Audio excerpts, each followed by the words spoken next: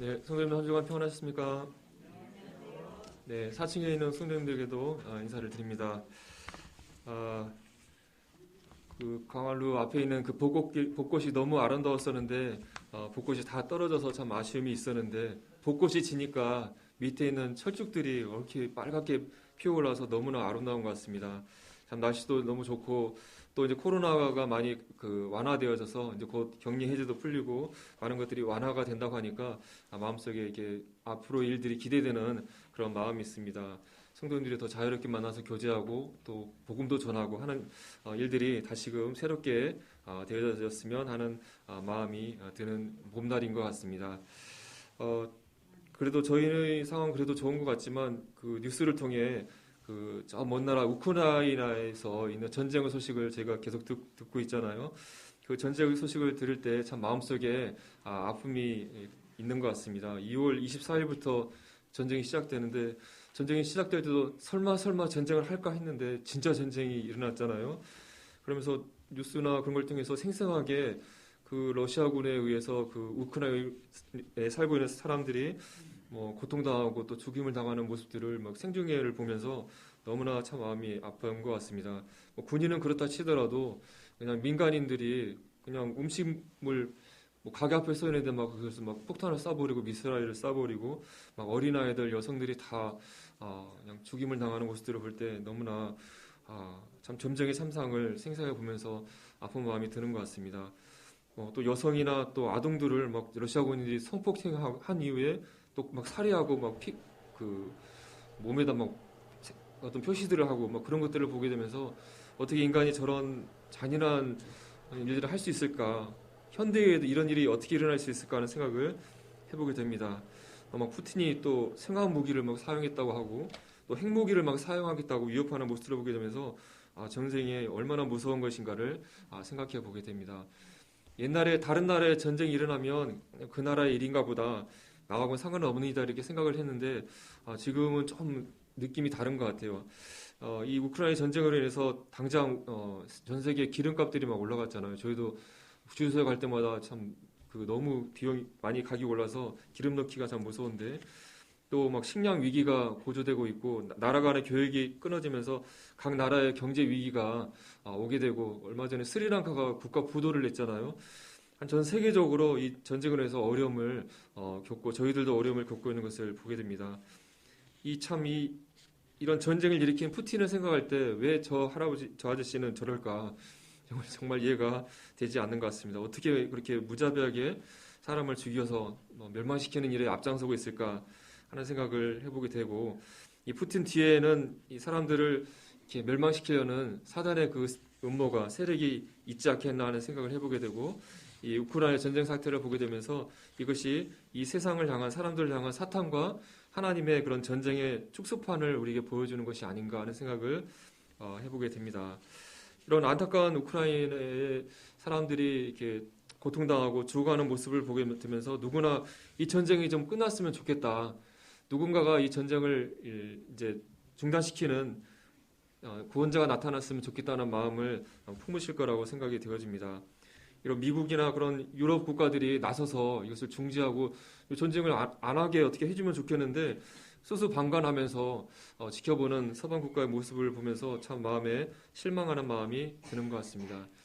우리가 그 영화 같은 걸 보게 되면 뭐 슈퍼맨 영화라든가 뭐 어벤져스 영화 같은 거 보면 막 세상을 구원하는 뛰어난 그런 슈퍼맨들 영웅들이 나타나가지고 막 초능력 막 써가지고 전쟁을 막고 하는 일들이 영화에는 있지만 현실에는 그런 그 영웅들은 존재하지 않는 것을 생각해 보게 됩니다.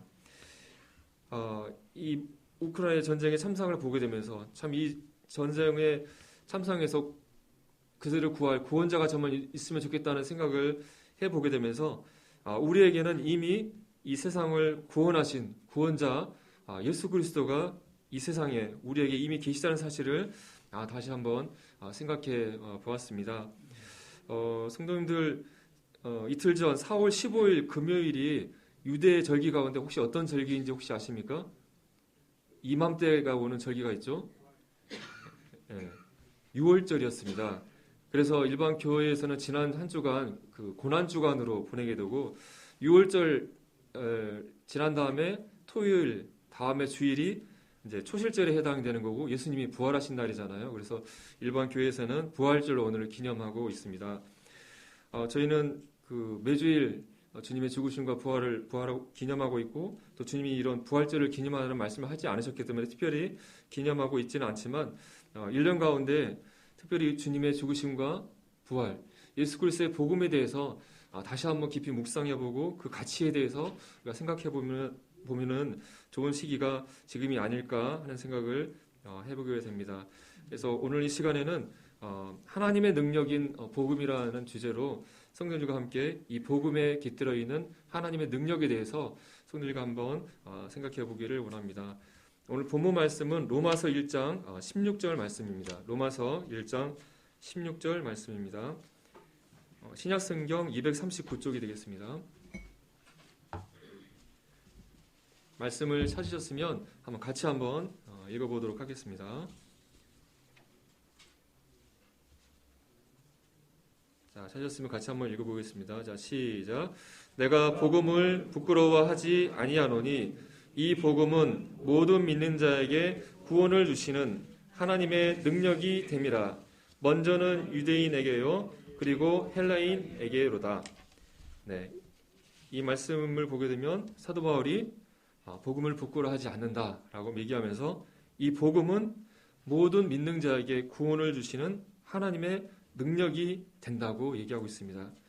복음, 예수 그리스도께서 우리의 죄를 위해서 십자가에 죽으셨고 부활하셨고 이 예수 그리스도를 믿기만 하면 우리가 죄사함 받고 구원받는다는 이 복음은 하나님의 능력이 된다라고 말씀하고 있습니다. 이 말씀을 생각하면서 하나님의 능력인 복음이라는 오늘 말씀 제목을 생각해 보았습니다.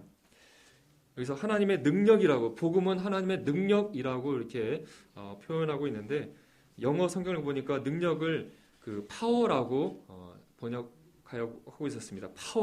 파워하면 우리가 어떤 단어 어떻게 해석할 수 있죠? 파워가 세다 하는 건 뭐가 세다는 거죠? 힘이라고 보통 얘기하잖아요. 복음은 하나님의 능력, 하나님의 힘이다 이렇게 말할 수 있을 것 같습니다. 우리 국어사전을 보니까 능력을 이렇게 풀어놨더라고요. 일을 감당하거나 해결해낼 수 있는 힘이다라고 이렇게 국어사전에서 얘기를 하고 있었는데요. 이 복음에는 하나님의 능력이, 하나님의 힘이 있다라고 우리가 쉽게 이해할 수 있을 것 같습니다. 이 복음 안에 담겨있는 하나님의 능력, 하나님의 힘을 생각하기 전에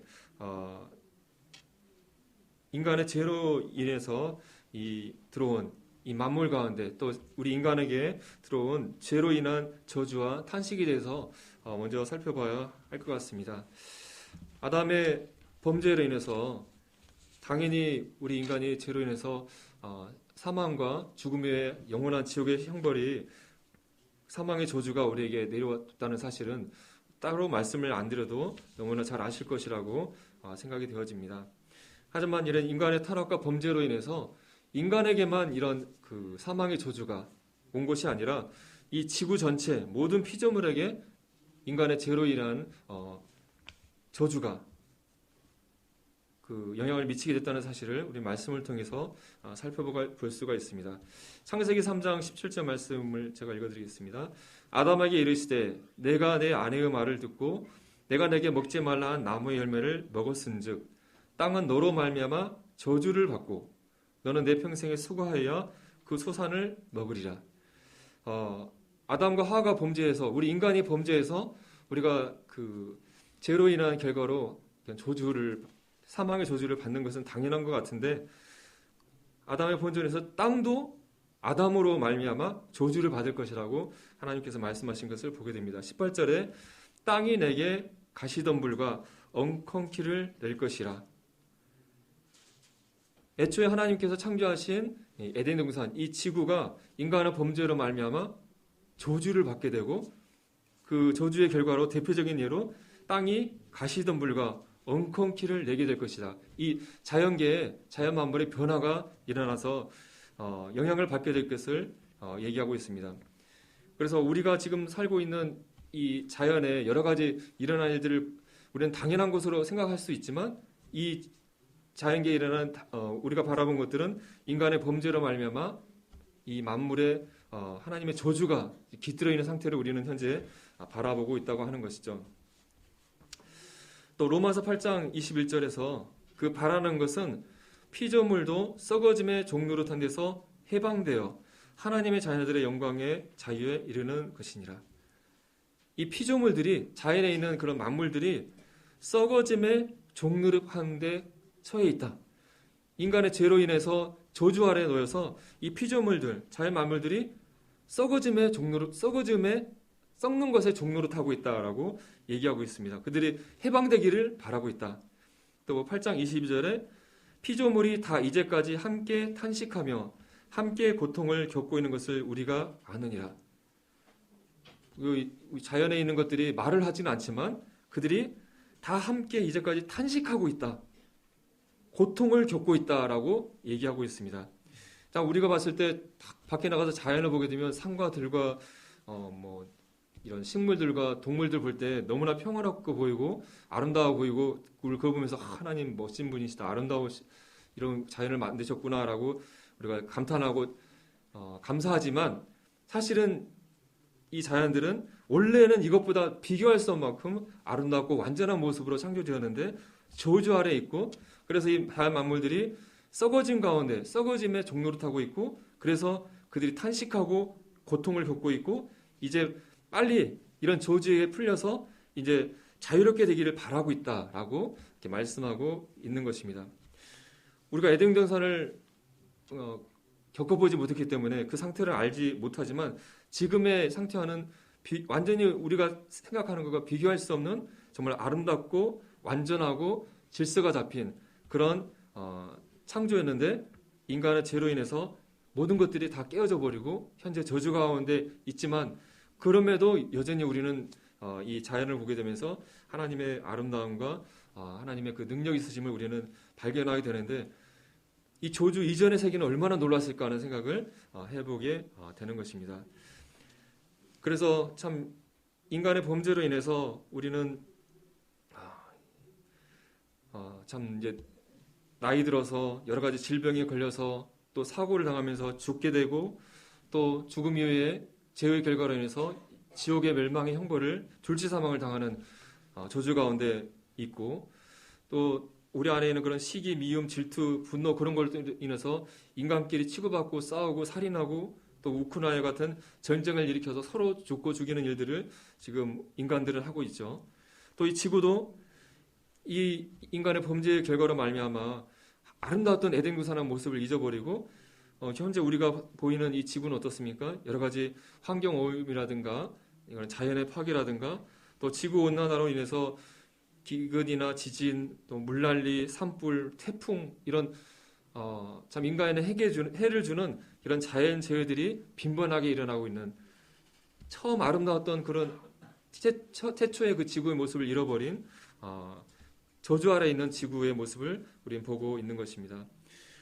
인간의 범죄로 인해서 인간뿐만 아니라 이 지구에 살고 있는 모든 자연 만물에 퍼져 있는 죄로 인하는 사망과 이 고통의 저주가 만물 가운데 영향을 끼치고 있는 것을 우리는 보게 되는 것입니다.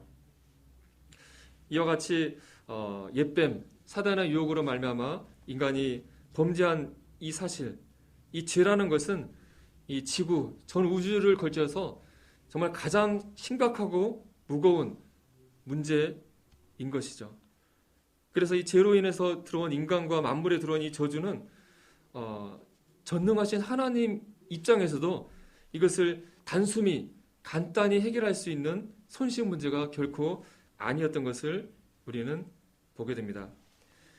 그래서 다음으로는 이 십자가의 이 복음을 완성하기 위해서 하나님께서 얼마나 많은 힘과 노력을 사용하셨는가를 생각해 보기를 원합니다. 이 죄의 문제를 해결하기 위해서 십자가의 구속이 일어나는데 이 십자가의 구속이 어떻게 이루어졌는지를 생각해 보기를 원합니다.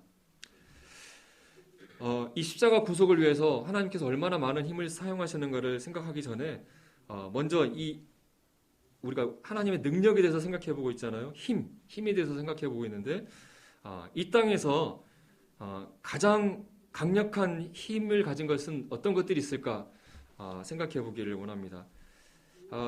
인간이 만든 물건 가운데 가장 강력한 힘을 가진 것은 어떤 것이라고 얘기할 수 있을까요? 선생님들은 어떤 것이 떠오르십니까? 예, 핵폭탄. 저도 핵폭탄을 생각해 보았습니다. 원자폭탄, 수소폭탄, 막 중소폭탄, 막 엄청난 핵폭탄들이 지금 그 지구에 많이 있잖아요. 그래서 이것들이 막 터지면 지구가 몇 번은 다 파괴된다고 얘기하고 있는데, 역사상 가장 강력한 폭탄이 차르본바라는 폭탄이라고 해요. 이 폭탄은 히로시마 원폭의 3,500배의 위력을 가지고 있다고 합니다. 이게 50메가톤의 그 위력을 가지고 있는데, 이거보다 더 강한 폭탄을 만들 수 있는데, 이런 폭탄을 만들어서 실험을 하게 되면 그 비행기가 날아가서 폭탄을 터뜨리는데 워낙 파괴력이 크기 세기 때문에 비행기 떨어뜨리고 비행기가 도망가야 되는데 도망을 못 가니까 더 그 강력한 폭탄을 만들 수 있음에도 불구하고 만들지 않는다고 하는 글을 보았습니다. 원자폭탄, 핵폭탄 얼마나 강력한 힘을 가지고 있습니까? 이거 하나만 있으면 전쟁이 막 끝나버리고 막 그러잖아요. 또 이 지구상에 힘센 사람들이 많이 있는데 그 육체의 힘도 있지만 어떤 사람들이 강력한 힘을 가지고 있습니까? 강대국의 지도자들이 강한 힘을 가지고 있잖아요. 러시아의 푸틴이라든가 중국의 시진핑, 미국의 바이든 이런 강력한 힘을 가진 사람들이 존재합니다. 또 자연을 바라보게 되면 허리케인이라든가 태풍, 홍수, 쓰나미, 강력한 지진 이런 엄청난 에너지를 가진 자연의 그런 힘을 우리는 보게 됩니다. 이렇게 지구상에 강력하게 힘센 사람도 있고 인간이 만든 핵폭탄도 있고 자연의 엄청난 그런 힘들을 자연 현상들을 보게 되는데 이것들이 아무리 세봤자 지구상에서 일어나는 일들이지 않습니까? 그럼 우리 태양계로 범위를 좀 넓혀보면 태양계에서 가장 힘이 많은 에너지를 가지고 있는 힘이 센 것이 무엇일까요? 네, 태양이겠죠. 네. 이 태양에서는 이런 핵융합이 일어나면서 막 그 에너지, 빛과 막 열을 만들어내고 있는데 1초에 제가 찾아보니까 1초에 핵폭탄 1000조 개가 터지는 에너지가 1초에 만들어진대요. 상상을 할 수가 없는 것이죠. 그래서 우리가 지구에는 모든 생명체들이 태양에서 오는 에너지로 살아가잖아요. 태양이 사라져버리면 지구는 끝장나는데 이 태양에서 오는 에너지의 1000만 분의 1을 받아서 지구가 돌아가고 있대요, 지금. 그렇다 한다면 이 태양의 에너지는 얼마나 큰 것인가 상상을 초월하는 것이죠. 그런데 이 우주에 이제 이걸 우주로 넘어가게 되면 제가 전에도 이렇게 한번 슬라이드를 보여드린 적이 있는데 태양보다 비교할 수 없이 더 큰 수많은 별들이 우주에 그냥 수많이 존재하는 것을 우리는 보게 됩니다. 이와 같이 우리가 힘하면은 지구에도 여러 가지 힘센 것들이 있지만 태양계에는 태양이 있는데 또 우주로 보게 되면 태양의 그 우주의 수많은 별들에 비하면 아무것도 아닌 것이 되는 것이죠. 자, 그렇다고 한다면 이 태양과 우주를 만드신 하나님은 도대체 얼마나 큰 능력을 가지신 분이실까요? 시편 89편 8절에 여호와 만군의 하나님이여 주와 같이 능력 있는 이가 누구리이까? 여호와여 주의 성실하심이 주를 둘렀나이다. 주와 같이 하나님과 같이 능력 있는 이가 누구리이까라고 시편 기자가 고백을 했는데 도대체 이 태양을 만드시고 태양보다 더 큰 수많은 별들을 만드신 하나님은 얼마나 크고 능력 있는 분인가 우리는 생각해 볼 수 있는 거죠. 인간이 아무리 힘이 세도 푸틴이나 바이든 같은 힘 있는 지도자가 아무리 힘이 센다 할지라도 인간이 만든 아무리 큰 핵폭탄이 강한 힘을 가진다 할지라도 하나님과는 비교할 수가 없는 것이죠. 우리는 하나님이 얼마나 큰 힘이 있으신 분인지 능력이 있으신 분인지를 하나님이 만드신 창조물을 통해서 우리는 생각해 볼 수 있습니다. 우리의 지구를 바라볼 때 지구의 이런 아름다움을 볼 때 우리가 우리나라도 다 못 가봤지만 하여튼 그 다큐멘터리라는 걸 통해서 세계 각국의 멋진 자연 경관들을 볼 때마다 입이 막 딱 벌어지잖아요. 이렇게 멋진 지구에 아름다운 곳이 있나? 그것을 하나님이 만드셨고 또 지구상에 있는 수많은 동물들, 식물들 이 지구만 만드셨을 뿐만 아니라 이 태양계에는 해와 달과 태양, 그뿐만 아니라 이 넓은 우주의 모든 것들을 하나님께서 창조하신 것을 우리는 알고 있습니다. 또 우리 눈에는 보이지 않지만 하나님이 계시는 셋째 하늘, 천국에는 우리가 나중에 가서 보겠지만 이 하나님께서 만든 이 물질 세계와 비교할 수 없는 어마어마한 규모와 아름다움이 있을 거라고 생각이 되어집니다. 또 그 하나님을 섬기는 천사들, 또 하늘에 있는 수많은 건축물들과 또 생물들이 존재할 것입니다. 그걸 볼 때 하나님은 얼마나 능력 있고 힘 있으신 분인가를 우리는 생각해 볼 수 있을 것입니다. 그런데 하나님께서 이 우주, 지구, 해와 달과 별을 만드셨는데 이 해와 달과 별, 이 우주를 어떻게 만드셨죠? 무엇으로 만드셨죠? 말씀으로 만드셨다고 성경이 말씀하고 있습니다. 단지 말씀만 하시니까 우주가 만들어졌다고 말씀하고 있습니다. 창조의 6일 동안에 이 넓은 우주에 있는 모든 것들을 다 창조하신 것이죠. 해와 달과 별들 하루 만에 만드셨다고 되어 있잖아요. 그렇다고 한다면 그냥 말만 하시면 이 우주를 만들어 버리시는 하나님은 얼마나 강력한 힘과 능력을 가지신 분인가. 우리 인간의 머리는 도저히 상상할 수 없는 능력이 있으신 분이 하나님이라는 사실을 생각해 보게 됩니다. 자, 그렇다고 한다면 이 복음, 십자가의 이 구속을 위해 하나님께서 얼마나 많은 힘을 사용하셨는가를 생각해 보기를 원합니다. 일반 사람의 시각에서 복음을 듣게 되면 저 나사렛의 목수의 아들 예수님께서 그냥 어떻게 살다가 힘없이 그 형벌을 받으시고 막 채찍질 당하고 그러다가 십자가에 못 박혀서 그냥 힘없이 죽었어. 그게 이 성경에서 말하는 그리스도인들이 말하는 복음이야. 십자가에서 예수님이 죽었대. 이렇게 이해를 할 것입니다. 한없이 힘없이 십자가에서 돌아가시는 예수님을 생각할 것입니다. 그런데 이 복음, 십자가의 구속사역에 얼마나 위대한지를 우리는 한번 생각해 보기를 원합니다. 우리를 구원하시기 위해서 이 십자가의 구속을 이루기 위해서 소요된 시간이 얼마가 걸렸는지를 생각해 보기를 원합니다. 하나님께서 말씀만 하시면 우주를 만들어 버리시는 그런 분이신데 이 십자가의 구속, 이 복음을 완성하기 위해서 대략 얼마의 시간을 기다리셨습니까? 메시아를 보내시겠다고 약속하신 후에 얼마의 시간이 대략 소요되었죠? 대략 4,000년의 시간이 소요되었죠. 아담에게 여자의 후손으로 메시아를 보내줄 거야 라고 약속하신 이후에 뭐 10년, 100년도 아니고 4,000년의 시간이 소요됐던 것을 보게 됩니다.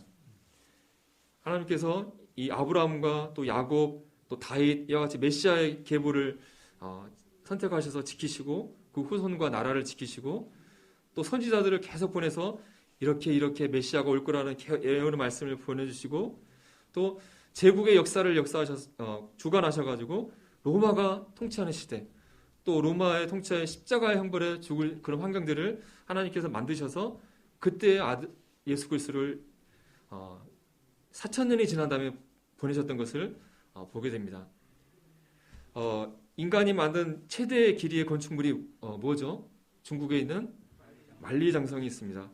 8,851km 정도에 달하는 거대 벽인데 이걸 만드는데 약 2,000년의 시간이 걸렸다고 합니다. 그러면서 만리장성 가서 그걸 보면서 이걸 2,000년이나 걸려서 만들었대. 정말 얼마나 많은 사람들이 노력과 힘이 들어가서 이걸 만들었을까. 대단하다. 세계 7대의 불가사이다. 이렇게 하면서 칭찬을 합니다. 인간의 노력도 우리가 이렇게 높이 평가하고 대단하다고 평가하는데 하나님께서 우리 인간을 살리기 위해서 예수 그리스도를 보내주신 예수 그리스도의 이 십자가의 복음 이것을 위해서 하나님께서 4,000년의 시간을 투자를 하셨다는 사실을 생각해 보시기 바랍니다. 그리고 또 다음으로는 이 십자가의 복음, 십자가의 구속을 이루시기 위해서 너무나 성도님 잘 아시는 것처럼 하나님의 아들 예수 그리스도께서 하늘의 보좌를 떠나서 이 땅에 피조물의 모습인 인간의 모습으로 어린아이부터 장성한 성인까지 약 30년의 시간을 통해서 인간의 모습으로 사시다가 인간도 견디기 힘든 극심한 고난과 고통, 또 사람들의 조롱과 비난을 당하시고 십자가에서 못 박혀서 피 흘려 죽어 주셨습니다. 우리의 죄를 대신 사하시기 위해서 인간의 입장에서도 다른 사람을 생명을 구하기 위해서 자신의 목숨을 내어준다고 한다면 그 사람의 희생은 그 사람이 할 수 있는 모든 것을 다 내어준 것이 되지 않습니까? 자신의 모든 생명까지 내어줬다는 것은 모든 것을 바쳐서 다른 사람을 사랑하고 그 사람을 위해서 자신을 희생한 것이라고 평가할 수 있을 것입니다. 하지만 예수 그리스도의 이 복음의 이 예수님은 우리와 같은 사람이 아니라 하나님 그분이셨는데 하나님이 인간으로 오셨다는 것 자체는 하나님께서 우주를 창조하셨다는 것과 또 비교할 수 없는 어마어마한 기적과 같은 일이 일어났다고 하는 것을 우리는 생각해야 할 것입니다. 하나님이 어떤 분이십니까? 말씀만 하시면 우주가 만들어져요. 또 하나님 밑에 수많은 천군 천사들이 있어요. 천사를 명해서 이것 좀 해라 하면 천사들이 가서 다 하시는 그런 분이에요. 그런데 이 복음을 완성하기 위해서, 십자가 구속을 완성하기 위해서는 하나님 스스로가, 하나님의 아들이 인간의 이 지구에 와서 인간의 모습을 입고 30년을 살다가 인간으로서도 견디기 힘든 십자가의 고난을 당하고 피를 흘리면서 죽으셔야 되는 일이었던 것을 보게 됩니다. 예레미야 33장 2절에 일을 행하시는 여호와, 그것을 만들며 성취하시는 여호와, 그 이름을 여호와라 하는 이가 이와 같이 이르시도다. 여기에 보면 하나님을 일을 행하시는 분, 그것을 만들며 성취하시는 하나님이라고 소개하고 있습니다. 이 우주와 또 천국에 있는 모든 것들을 통틀어서 하나님께서 하신 일 가운데 하나님께서 최고의 힘과 정성과 노력과 시간을 쏟아부어서 만든 일이 무엇이겠습니까? 바로 십자가의 구속, 복음. 이것과 비교할 만한 하나님의 일이 어떤 것이 있을까요? 우리가 믿는 이 복음, 십자가의 구속 사역은 참 우리의 머리로 상상할 수 없는 어마어마한 하나님의 위대하신 하나님의 능력이고 하나님의 업적이라는 사실을 생각해 보게 됩니다. 우주와 천국 모두를 다 통틀어서 가장 위대하고 놀라운 하나님의 하신 일이라는 사실을 우리는 생각해 보게 됩니다. 우리는 성경 말씀을 통해서 하나님께서 많은 기적들을 행하신 것들을 보게 됩니다. 홍해를 가른 사건이라든가 만나를 먹이신 사건이라든가 수많은 그런 초자연적인 기적들이 나오고 또 죽은 자들이 살아나고 병고침을 받고 이런 놀라운 기적들을 보면서 하나님 정말 위대하시다, 정말 능력 있으신 분이다 라고 감탄합니다. 하지만 이런 사건들을 하나님께서 말씀만 하시면 그런 기적들이 막 일어나는 거잖아요.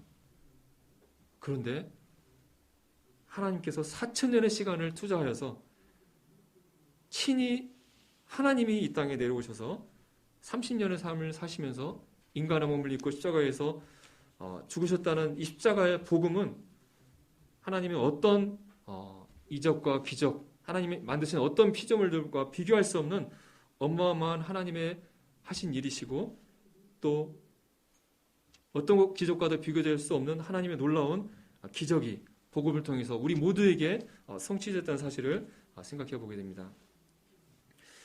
다음으로는 이 하나님의 복음에 어떤 능력이, 어떤 힘이 있는지 이 십자가의 이 복음의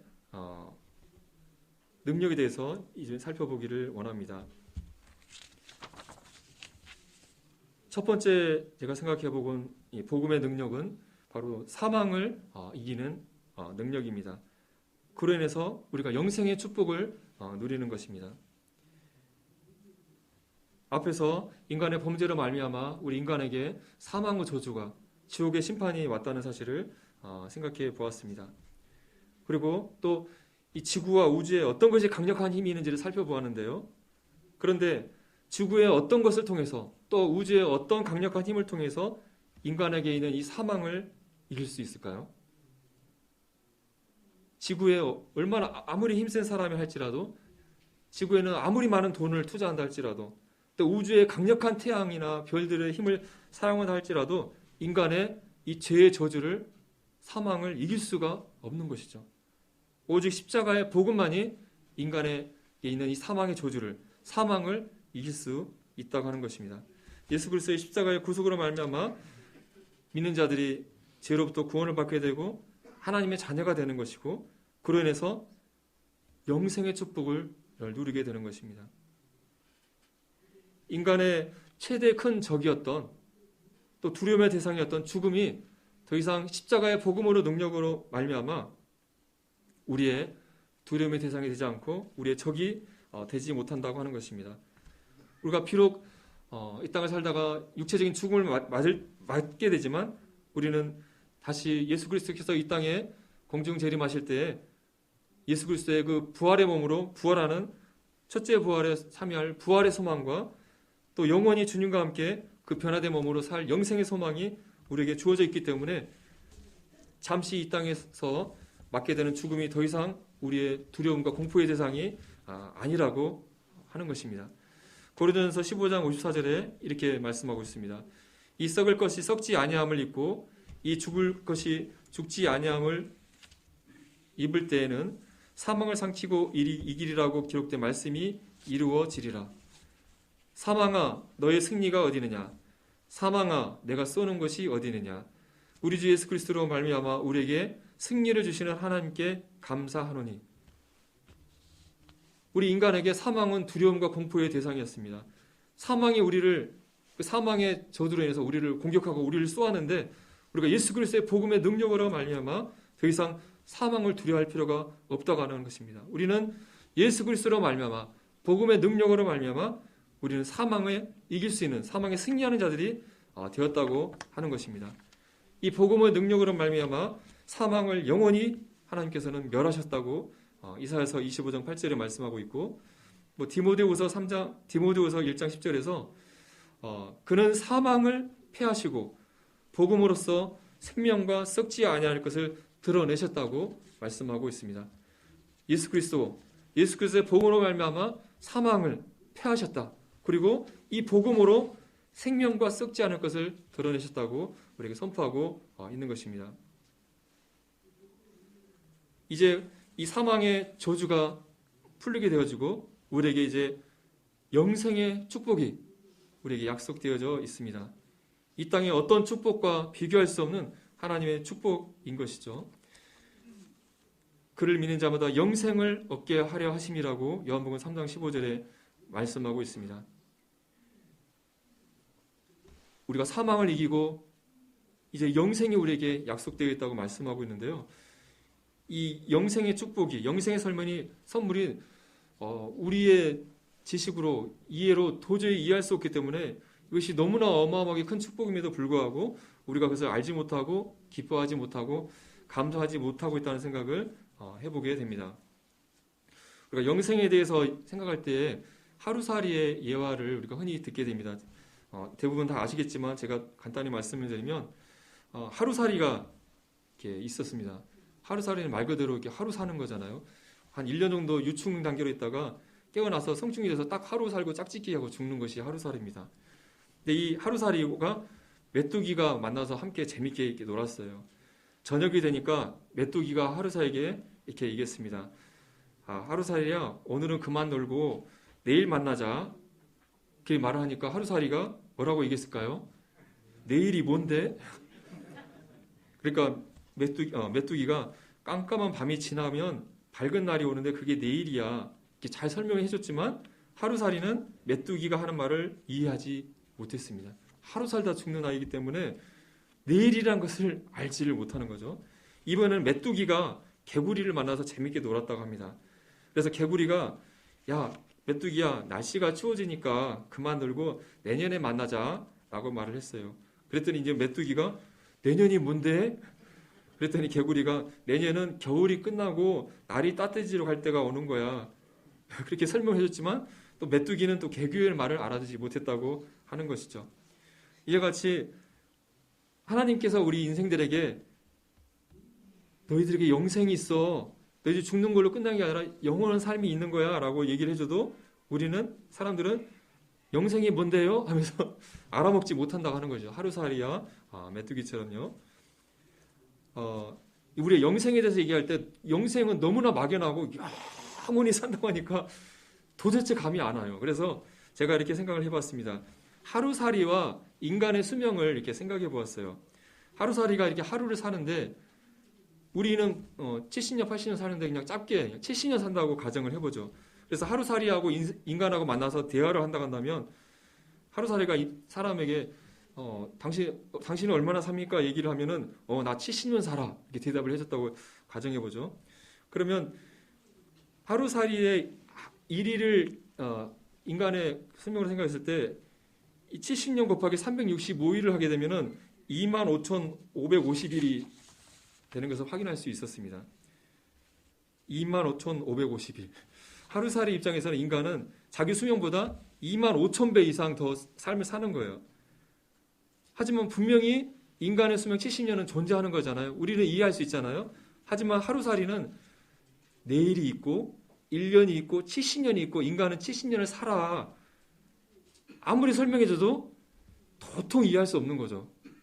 내일이 없이 하루만 사는 존재들이니까.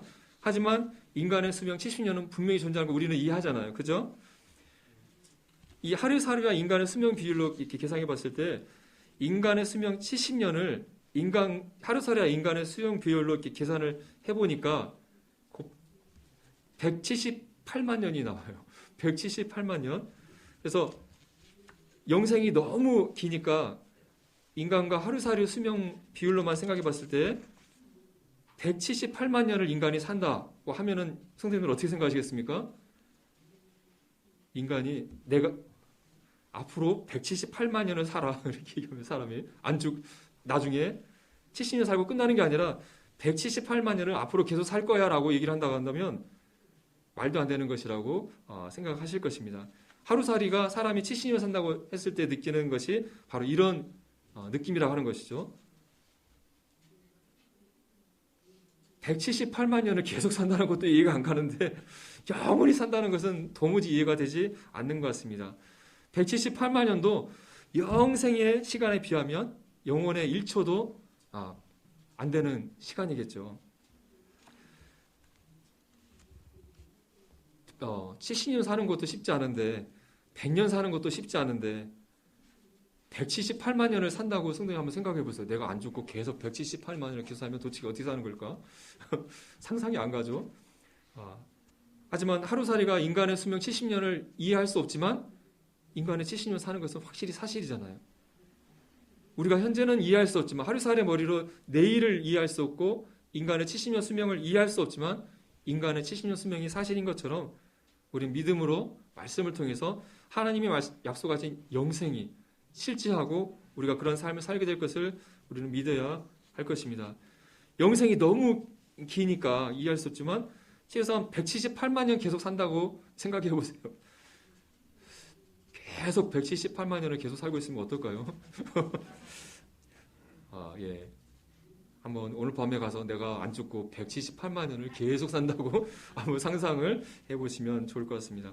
어쨌든 하나님께서 하루살이에게 내가 내일 너를 인간으로 만들어서 70년을 살게 해줄게 약속한다고 했을 때 하루살이가 이해하기가 쉽지 않을 거예요. 70년을 내가 계속 산다고? 이게 뭘까? 도대체 뭔 말이지?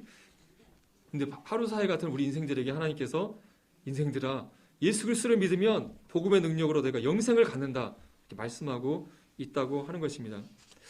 하루살이는 내일이 없기 때문에 오직 오늘만 바라보면서 살아갈 것입니다. 내일을 준비한다는 그 개념 자체가 없을 것입니다. 자기가 하고 싶은 대로 하루를 살다가 끝나는 것이 전부라고 생각할 것입니다.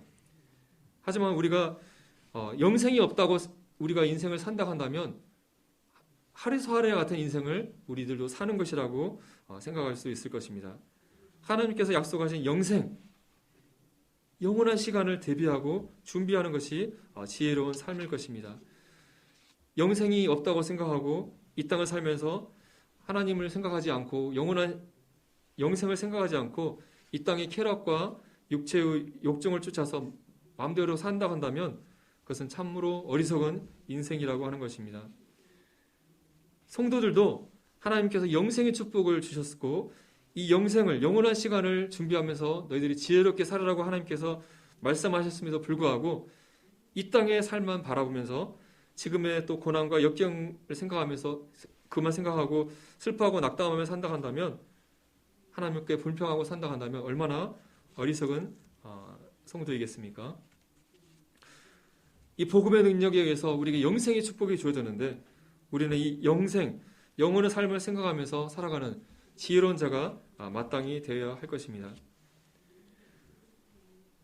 영원한 삶을 생각했을 때 이 땅의 70년, 80년의 삶은 얼마나 짧은 시간일까요? 하루살이와 인간의 수명을 생각해 봤는데요. 70년의 수명 가운데 단 하루는 얼마나 짧은 시간이지 않습니까? 그렇다 한다면 이 영원한 시간에 비해서 우리 인생 70년, 80년의 삶은 영원의 시간에 비했을 때는 얼마나 짧은 시간이 되겠습니까? 이런 생각을 해봤습니다. 어떤 회사가, 이상한 회사가 있는데요. 회사에 입사해서 하루 딱 열심히 일을 하게 하는 거예요. 그래서 열심히 일을 해서 그날 번 수입을 가지고 정년 퇴직을 갈 때까지 아무 일을 안 해도 계속 그 돈을 계속 주는 거예요. 그런 회사에 만약 취직했다고 한다면 그 하루 일하는 하루 동안에 성도님은 어떻게 일을 하시겠습니까? 미친 듯이 일을 하겠죠. 밥도 안 먹고 잠도 안 자고, 오늘 번 만큼 평생 공짜로 나한테 준다고 이 사장이 약속했으니까 죽어라고 일해야 되겠다. 막 뼈가 다 그냥 끊어지는 고통이 있다 할지라도 그 하루는 미친 듯이, 정말 죽은 듯이 죽기를 가고 일을 할 것입니다. 제가 얘기하는 의미를 이해하시겠습니까?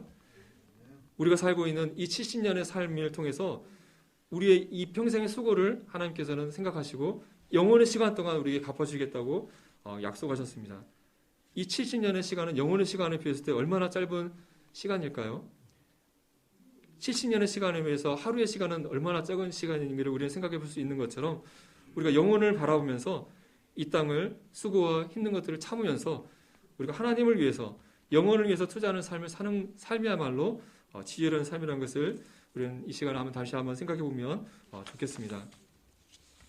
두 번째로는 앞에서 말씀드린 것처럼 이 인간의 죄로 인해서 인간의 이 사망의 저주만 왔을 뿐만 아니라 만물에 이 하나님의 저주가 왔다는 말씀을 드렸는데, 이 복음으로, 능력으로 말미암아 인간의 사망의 저주로부터 구원받고 회복될 뿐만 아니라 만물도 이 복음의 능력으로 인해서 회복될 것을 성경은 말씀하고 있습니다. 이 인간의 죄의 저주 아래 썩어짐의 종료로 하던 이 피조물들이 회복되는 때가 올 것을 성경은 말씀하고 있는 것이죠. 사도행전 3장 20절에 베드로의 그 유명한 설교 가운데, 주께서 너희를 위하여 예정하신 그리스도 곧 예수를 보내시리니 하나님이 영원전부터 거룩한 선지자의 입을 통하여 말씀하신 바 만물을 회복하실 때까지는 하늘이 마땅히 그를 받아들이라. 예수님께서 지금 하나님 보좌 우편에 계시다가 이제 예수님이 다시 오실 텐데, 그때가 되면은 만물이 회복될 것이라고 베드로가 얘기하는 것을 보게 됩니다. 지금 우리가 바라보고 있는, 그냥 지금 이 상태만 봐도 참 좋은 것 같아요. 봄에 꽃 피고 가을에 단풍 들고 자연 봤을 때 아름답고, 하지만 지금 이것은 지금 인간의 죄의 저주 아래 많이 파괴되어진 상태이지만 이것들이 회복되는 시기가 올 것이다. 인간의 죄의 저주 이전의 단계로 만물이 회복될 것을 말씀하고 있고, 예수님께서 천년왕국의 왕으로 오시는 다스릴 때에 만물이 에덴동산의 모습으로 회복되게 될 것입니다. 앞에서 말씀드렸던 로마서 8장 20절에 그 바라는 것은 피조물도 썩어짐의 종로로 다니서 해방되어 하나님의 자녀들의 영광의 자유에 이르는 것이라. 이 자연 만물들도 하나님의 자녀들의 영광의 자유, 우리 인간들도 하나님의 자녀의 죄로부터 해방되어진 영광의 모습으로 변화되지만 만물도 그런 상태로 회복이 된다고 하는 것입니다. 얼마나 아름다울까요? 지금 봄에 벚꽃만 봐도 막 가슴이 좋고 행복하고 즐거운데, 인간의 모든 죄의 저주가 다 해방되어진, 해결되어진 영광의 모습을 회복한 만물은 얼마나 아름다울까 기대가 되어집니다. 그걸 맛볼 수 있는 말씀이 이사야서 말씀이 있죠. 천년왕국의 모습을 우리에게 보여주고 있는데, 이사야서 11장 6절에 제가 읽어보겠습니다. 그때의 이리가 어린 양과 함께 살며 포범이 어린 염소와 함께 누우며, 이리와 어린 양이 어떻게 살 수 있을까요? 표범이 어린 염소와 같이 누워있대요. 또 송아지와 어린 사자와 살찐 짐승이 함께 있어 어린아이에게 끌리며 암소와 곰이 함께 먹으며 그것들의 새끼가 함께 엎드리며 사자가 소처럼 풀을 먹을 것이며. 여러분 그 밀림의 왕국 막 그런 데 보면은 사자가 뭘 먹고 있습니까? 가서 막 짐승 탁 잡아가지고 막 뜯어먹고 있잖아요. 피 철철 흘리면서. 그걸 보면서 우리는 아이고 자연은 원래 저런 거야. 다 먹히는 것이 자연이지. 하면서 동물들이 막 잡아먹고 막 뜯어먹고 막 그런 거 보면서 징그러워하면서도 어쩔 수 없는 거지. 저게 자연이지라고 고개를 끄덕였을지 모르지만 원래 그렇게 창조가 됐다는 게 아니란 거예요. 사자가 소처럼 풀을 뜯어먹는데요. 풀 뜯어먹고 있는 사자를 생각해 보세요. 애초에 동물들도 서로 뜯어먹고 잡아먹고 그렇게 창조된 것이 아니란 것을 우리 이 말씀을 통해서 생각해 볼 수 있습니다. 정먹는 아이가 독사의 구멍에서 장난하며 적된 어린아이가 독사의 굴에 손을 넣을 것이라. 이것이 인간의 범죄 이전에 저주받지 않은 만물의 모습이라는 하는 것입니다. 우리가 구원받고 부활의 몸을 입고 이러한 회복된 만물 가운데 살 때 얼마나 행복할지 참 상상만 해도 너무나 행복한 것 같습니다. 일단 마지막으로 세 번째로 생각해 보고 싶은 것은 복음의 능력으로 인해서 첫 번째 인간이 회복되어졌고 두 번째 만물이 회복되어졌는데 마지막으로 생각하고 싶은 것은 영적인 세계의 회복입니다. 바로 하나님의 대적들인 마귀와 악한 영들에 대한 승리입니다. 이 복음 십자가로 말미암아 하나님께서 완전한 이 악한 대적들, 영적인 대적들에 대한 승리를 하나님께서 하나님과 또 우리 성도들이 얻게 되었다고 하는 사실입니다.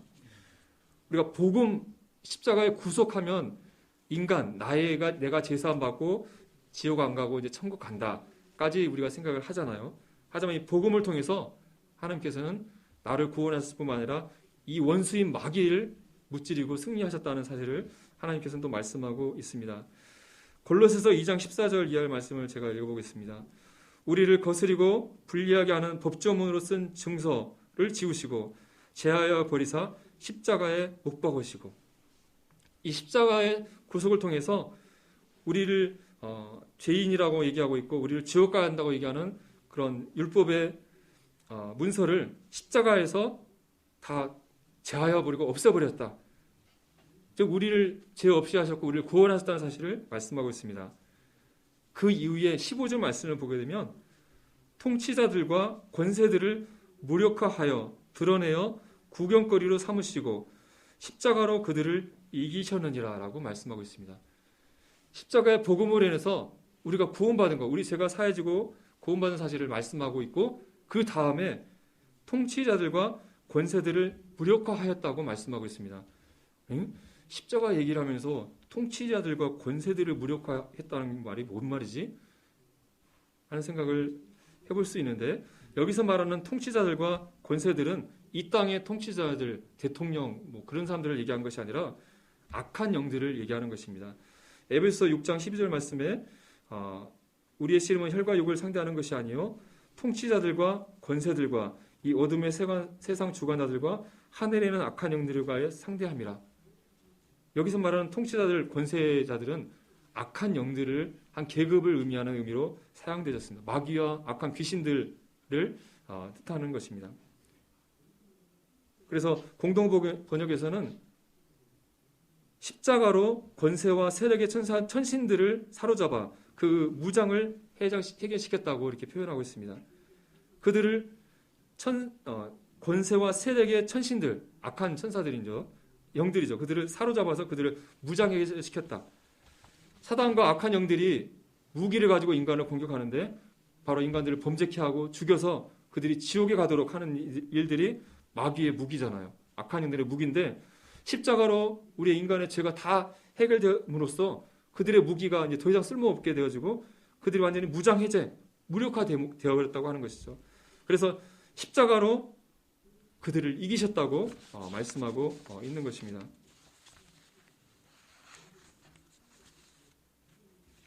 이런 생각을 해보았습니다.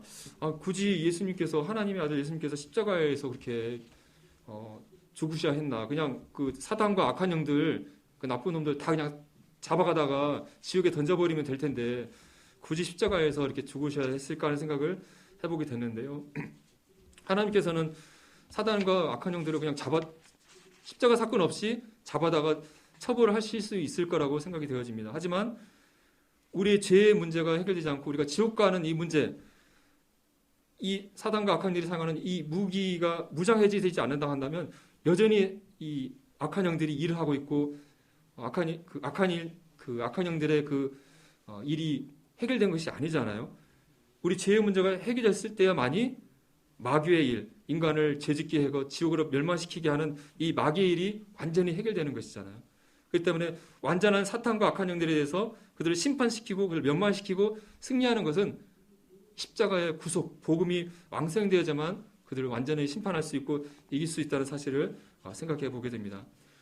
요한일서 3장 8절에서 하나님의 아들이 나타나신 것은 마귀의 일을 멸하려 하심이니라. 우리를 죄로부터 구원하신 이 일은 또한 마귀의 일을 멸하시는 것이라고 또 얘기하고 있습니다. 바로 악한 영적 대적들을 이기는, 그들을 멸하시는 능력이 또 복음에 있다고 하는 것입니다. 이 십자가로 예수 그리스도께서 하나님께서 이 마귀와 악한 영들을 이기셨을 뿐만 아니라 이제는 예수님을 믿고 구원받은 하나님의 자녀들도 이 마귀를 대적해서 이길 수 있다고 말씀하고 있습니다. 이 세상에 수많은 거짓 종교들이 있고 그 종교를 통해서 귀신들을 섬기고 있습니다. 그들은 악한 영들의 종으로 살아가고 있습니다. 또 현대인들은 그들이 인정하든 인정하지 않든 즉 간접적으로 이 악한 영들의 영향 가운데 살아가고 있는 것이죠. 구원받은 우리들은 더 이상 악한 영들의 영향 아래 그들의 노예가 더 이상 아니라고 하는 것입니다. 예수님께서 십자가로 그들을 이기셨던 것처럼 우리도 악한 영들을 이길 수 있는 능력이 주어졌다고 하는 것이죠. 예수님께서 12제자들을 택하셨을 때 그들에게 있던 권능 가운데 어떤 권능이 있었습니까? 귀신들을 쫓아내는 능력이 있었고 믿는 자들에게 내 이름으로 귀신을 쫓아내는 표적이 생길 것이라고 말씀하셨고 실제로 제자들이 그런 능력들을 행했던 것을 보게 되고 우리들도 마귀를 대적하라. 그래야 너희를 피할 것이라고 이렇게 말씀하고 있습니다. 십자가의 복음의 능력은 우리가 죄로부터 구원받고 또 지옥 가지 않고 영생을 얻는 것뿐만 아니라 하나님의 악한 대적인 마귀와 그 악한 영들과의 승리에서 우리가 승리하게 되는 능력을 복음을 통해서 우리가 얻게 되었다고 하는 것입니다. 말씀을 정리해 보도록 하겠습니다. 오늘 말씀을 통해서 복음의 능력에 대해서 복음을 완성하기 위해서 하나님께서 얼마나 많은 힘과 시간과 노력을 쏟으셨는가. 이 놀라운 복음을 통해서 우리에게 이 복음의 능력으로 인해서 우리에게 어떤 변화들이 일어나는가. 우리 인간과 자연 만물과 악한 영들에 대해서 이 복음의 능력에 대해서 우리가 살펴보았습니다. 우리가 복음에 대해서 생각할 때 천국은 공짜다. 믿음으로 거저 구원받는다. 아무 할 것도 없이 믿기만 하면 구원받는다. 이런 얘기를 우리 듣다 보니까 세상 사람들뿐만 아니라 성도들에게도 복음은 그냥 가볍게, 그냥 쉽게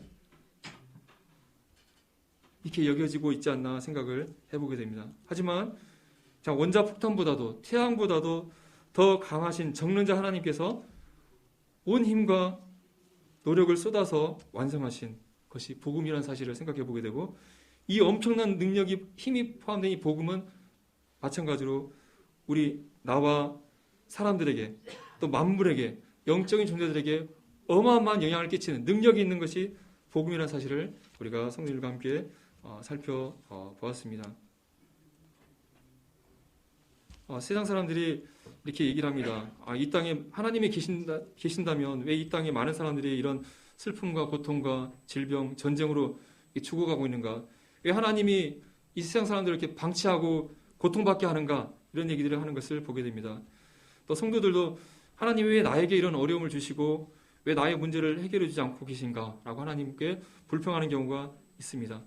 하지만 우리가 이 복음의 능력을 생각해 볼 때 하나님께서는 이미 우리에게 하나님께서 주실 수 있는 가장 최고의 선물과 해결책을 이미 우리에게 주셨다는 사실을 생각해 보게 됩니다. 세상 사람들과 성도들의 불평에 대해서 하나님께서는 내가 이미 너와 이 세상에 대한 구원의 계획을 세워서 이미 완성했다. 내가 너와 세상을 이보다 더 사랑하고 아낄 수는 없다고 하나님은 답하실 거라고 생각이 되어집니다. 넘어와서 8장 32절에 자기 아들을 아끼지 아니하시고 우리 모든 사람을 위하여 내어주신 이가 어찌 그 아들과 함께 모든 것을 우리에게 주시지 아니하겠느냐라는 말씀이 생각이 납니다.